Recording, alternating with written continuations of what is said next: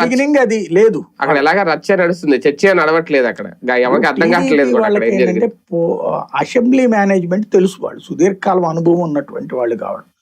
వైసీపీది ఎంతసేపటికి కూడా ఎవడేమనుకుంటే నాకేంటి అనుకునేటటువంటి ధోరణి వాళ్ళకు ఉంటుంది. అదే వాళ్ళకి మైనస్ అవుతుంది అన్న సంగతి కూడా తెలియదు. ఇప్పుడు పొలిటికల్ మేనేజ్మెంట్, పోల్ మేనేజ్మెంట్ లో కూడా అదే కదా ఫెయిల్యూర్ కి సంబంధించినటువంటి ఇష్యూ వాళ్ళకి నడుస్తున్నది. సమస్య ఎక్కడ వస్తున్నది అంటే వైఎస్ఆర్ కాంగ్రెస్ పార్టీకి సంబంధించిన వాళ్ళు కన్స్ట్రక్టివ్ గా ప్లాన్ ఇప్పుడు 2019-21 దాకా కూడా వైఎస్ఆర్ కాంగ్రెస్ పార్టీ కంటే మండల్లో తెలుగుదేశం డామినేటెడ్ గా ఉంది. అప్పుడు ఏం చేశారు, మండలి చైర్మన్ కూడా వాళ్ళ మనిషి ఉన్నప్పుడు అధికార పక్షాన్ని ఎలా ఇరుకుని పెట్టగలిగారు, చివరికి ఈ రాజధానికి సంబంధించినటువంటి బిల్లుని ఎలా ఆపగలిగారు.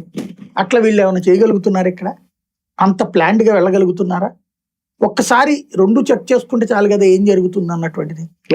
అంటే వాళ్ళకి ప్లానింగ్ తెలుసు, ప్లానింగ్ ని ఇంప్లిమెంట్ చేయడం తెలుసు, వీళ్ళకి తెలియట్లేదు. అది డిఎస్సి విషయంలో అనవసర పోరాటంగా మిగిలిపోతుందా వైసీపీది?